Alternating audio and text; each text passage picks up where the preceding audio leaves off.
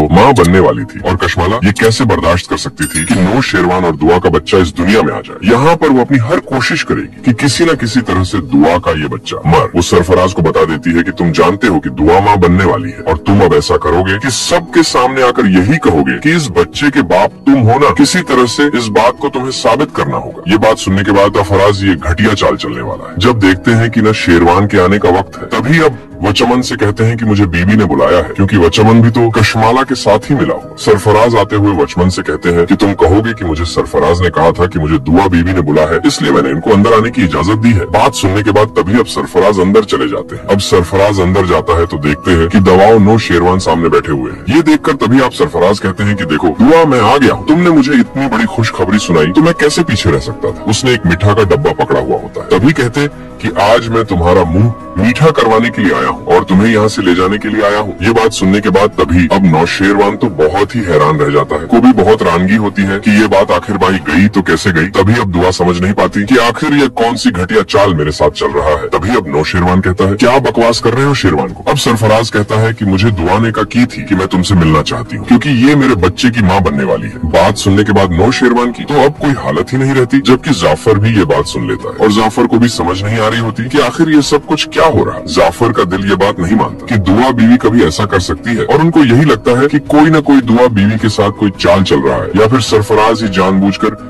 ऐसा कर रहा है कि न किसी तरह से इन दोनों के दरमियान काफी ज्यादा बहस और तकरार भी होती है। ये देखकर तभी फंस को कहता है कि अपनी बकवास बंद करो, दुआ तो अभी मेरे पास बैठी हुई थी, तो दुआ में काल कैसे कर सकती थी। ये बात सुनने के बाद तभी कहते हैं कि आप ये बात तो दुआ से पूछो, मुझे नहीं पता कि दुआ आपसे क्यों डर रही। आपको पहले भी बताया था कि दुआ मुझसे मोहब्बत करती है, तो ऑफ कोर्स ये बच्चा भी मेरा है। ये बात मुझे दुआ ने ही बताई। तभी अब न शेरवान बहुत ही हैरान भी होता है और दुआ को कहता है कि यह बात हमारे घर पर थी, तो ये बात इस घटिया शख्स को कैसे पता चल सकती है। तभी दुआ कहते हैं, यकीन करें कि मुझे भी इस बारे में नहीं पता, मैंने वाकई इसको कॉल नहीं करते भी। अब शेरवान कहते हैं कि तुम मुझे नंबर दिखाओ इसका जिस नंबर पर तुम्हें कॉल की थी। बात सुनने के बाद तभी नो शेरवान को अब सरफराज कहते हैं कि मोबाइल तो मैं घर भूल चुका। कहते कि आप एक काम करें ना, आप दुआ का मोबाइल पकड़े और दुआ का मोबाइल पकड़कर देख ले। अब जैसे ही नौशेरवा दुआ का मोबाइल चेक करता है तो मोबाइल चेक करने पर पता चलता है कि दुआ ने तो कोई भी सरफराज को कॉल नहीं। अब शेरवान कहते हैं कि तुम बकवास कर रहे हो, तुम अब मुझे सच सच बताओगे कि तुम्हें यहाँ पर किसने भेजा है और तुम किसके कहने पर यहाँ पर आए हो, और तुम्हें ये बात कैसे पता चली है कि दुआ माँ बनने वाली नौशेरवान के आगे वो अपना मुंह नहीं खोलता, क्योंकि वो अच्छी तरह से जानता था कि अगर वह मुंह खोलेगा तो उसके पास कोई पैसा भी नहीं आएगा और वैसे भी इतनी अमीर जदी लड़की उसके हाथ से निकल जाएगी। सरफराज कहते हैं कि मैंने आपको बताया तो है कि मुझे दुआ नहीं काल की थी। अब सरफराज को अच्छा खासा फेंटा लगाकर वहाँ से नौशेरवान निकाल देता है। सरफराज दुआ को कहते हैं कि तुम्हारे लिए सब कुछ बर्दाश्त कर रहा हूँ और तुम्हें जितनी मुझे मार परवानी है परवा लो, लेकिन तुम्हारे लिए मैं इस दुनिया की तमाम मुश्किलात को भी उठाने के लिए तैयार हूँ। दुआ बहुत ही रोती है और नौशेरवान के सामने अपनी सच्चाई बयान करने की कोशिश करती है, लेकिन नौशेरवान ना जाने उसकी बात सुने बगैर अब वहाँ से चला जाता है। तभी जाफर को लेकर जैसे ही वहाँ से आते हैं तभी जाफर रास्ते में कहते हैं कि साईं साहब, एक दफा आपको अपने फैसले पर नजरसानी करनी चाहिए, क्योंकि मेरा दिल इस बात को नहीं मानता कि बीबी साई कभी आपके साथ धोखा कर सकती है। आंखों में सच्चाई टपक रही थी। बात सुनने के बाद तभी अबन शेरवान कहते हैं कि जाफर, मुझे खुद समझ नहीं आ रही कि आखिर ये कैसे हो सकता है, क्योंकि दुआ तो अभी तक मेरे पास, दुआ ने तो अपने मोबाइल को पकड़ा तक नहीं, तो कैसे उस घटिया शख्स को पता चल गया कि दुआ माँ बनने वाली है और इसने आकर इतनी घटिया बकवास की मेरे लिए सुनने के लिए ना काबिले बर्दाश्त। जफर कहता है, मैं समझ सकता हूँ, लेकिन अब मुझे पता करना होगा कि ये सब कुछ किसके कहने पर कर रहा है। मुझे यकीन है कि कोई ना कोई इसके पीछे जरूर है जिसकी वजह से ये सब कुछ कर रहा है, या फिर दुआ को और आपसे बदला लेना चाहता है। सुनने के बाद तभी नौशेरवान कहते हैं कि हाँ, इसका तो पता करना ही पड़ेगा। तभी अब जाफर अपने कुछ मुलाजिमों को अब नौशेरवान के कहने पर आस के पीछे लगा देता है कि तुम्हें सरफराज के बारे में पता करना होगा। लेकिन सरफराज अभी दुआ के बारे में कभी भी किसी को नहीं बता सकता, क्योंकि वह बहुत अच्छे तरीके से जानता है कि अगर कशमाला का नाम मैं ले लेता हूँ, ऐसे मुझे कशमाला की तरफ से मिलने वाले हैं, वह कभी भी नहीं मिलेंगे। तभी अब कशमाला को जैसे ही सरफराज कॉल करते हैं तभी कशमाला कहती है कि तुमने तो आज मेरा दिल खुश कर दिया, परफॉर्मेंस तुमने दी, मैं कभी सोच भी नहीं सकती थी। तभी अब सरफराज कहता है कि तुम जानती हो कि आज मुझे तुम्हारी वजह से कितनी ज्यादा मार पड़ी है और मैं तुम्हारे बारे में अगर बता देता तो क्या हो। माला कहती है कि तुम ऐसा कुछ भी नहीं करोगे, अगर तुम अपनी और मेरी सलामती चाहते हो तो तुम्हें ये सब कुछ करना ही पड़ेगा और तुम्हें सब कुछ बर्दाश्त भी करना पड़ेगा। तभी सरफराज कहते हैं, क्या वाकई दुआ माँ बनने वाली है। तभी कशमाला कहती है कि हाँ, लेकिन उसके बच्चे को किसी न किसी तरह से मारना होगा और तुम मुझे मेडिसिन भी लाकर दोगे। बात सुनने के बाद तभी अब सरफराज कहते हैं कि मैं कहाँ से मेडिसिन लेकर आया, मामलात में बिल्कुल भी नहीं पता और न मैं तुम्हें मेडिसिन लाकर दे सकता हूँ और तुम चाहो तो खुद जाकर मेडिसिन ला सकती हो। माला कहती कहती कि ठीक है, इसका बंदोबस्त मैं कहीं ना कहीं से खुद कर ही लूंगी, लेकिन तुम्हें अपने काम पर फोकस करना होगा। जितनी जल्दी हो सके दुआ को रवाना की जिंदगी से निकालना होगा और दुआ का बच्चा तो मैं मार कर ही रहूंगी। तभी अब कशमाला अपने मुलाजिम किसी हॉस्पिटल में जाना होगा और तुम्हें एक डॉक्टर को लालच देकर अब बच्चा मारने वाली मेडिसिन लानी होगी। तभी अब दूसरी तरफ सरफराज एक बहुत ही घटिया किस्म का शख्स है। वह कैसे अपनी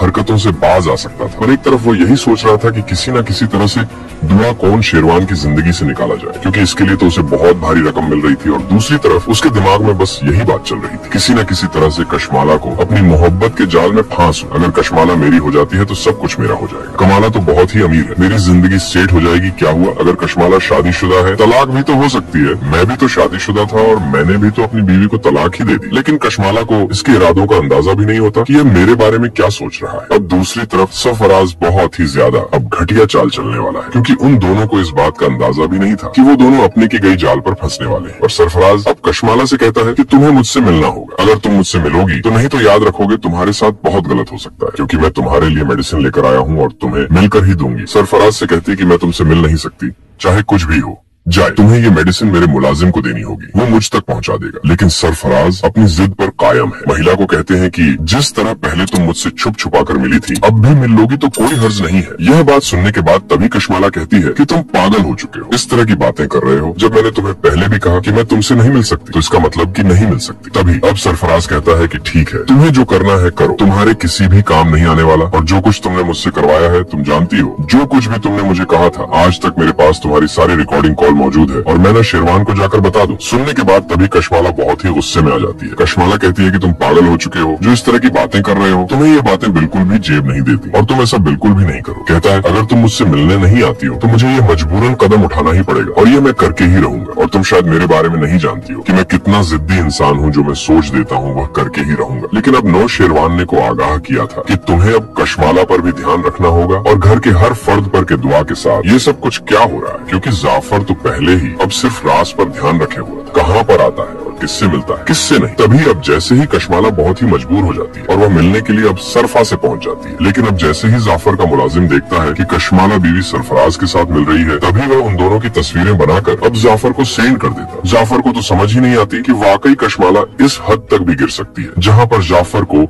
अब कशमाला पर शक था, उसका शक अब यकीन में बदल जाता है। जाफर अपने मुलाजिम से कहते हैं कि तुम्हें अब इन दोनों के बारे में पूरी खबर रखनी होगी कि यह कहाँ पर जाते हैं और यह क्या कर रहे हैं। तभी अब जैसे ही जाफर का मुलाजिम बताता है कि पता नहीं, कशमाला को अब सरफराज में कोई मेडिसिन दी है और मेडिसिन लेकर कशमाला बीवी उनको काफी ज्यादा भारी रकम देकर अपने घर आई है। ये बात सुनने के बाद तभी अब जाफर को यही लगता है कि शायद दुआ बीवी का बच्चा मानने के लिए कशमाला ये सब कुछ कर रही है सरफराज के साथ मिलकर। तभी अब सरफराज कमाला की हकीकत अब नो शेरवान को जैसे ही जाफर बताता है तो जाफर कहते हैं कि साईं साहब, मैंने तो आपको पहले ही कहा था, जो कुछ भी हो रहा है ये सिर्फ और सिर्फ किसी की साजिश है। बीवी साई आपसे कभी भी धोखा या बेवफाई नहीं कर सकते ना। आपको मेरी बात पर यकीन ही नहीं आ रहा था। ये बात सुनने के बाद तभी अब नौशेरवान कहते हैं कि कशमाला ऐसा कैसे कर सकती है। तभी कहता है कि ठीक है, अगर आपको इस बात पर यकीन नहीं आ रहा तो आप ये मेरे मोबाइल पर तस्वीरें ही दें। कशमाला के पास हर मौके की तस्वीर नहीं पहुंच जाती थी। ये बात सुनने के बाद तभी नौशेरवान कहता है कि अब तुम्हें इसके बारे में पूरा पता करना होगा कि ये क्या कर रही है। तभी अब नौशेरवान बहुत ही ज्यादा गुस्से में होता है। अब नौशेरवान भी कशमकश में है क्या वाकई जो कुछ मुझे दिखाया गया वो सच है। ककई में दुआ पर इल्जाम लगा रहा। अब जैसे ही नौशेरवान ये बात पूछने के लिए कशमाला की तरफ जाते हैं तो कशमाला लोन में खड़ी अब सर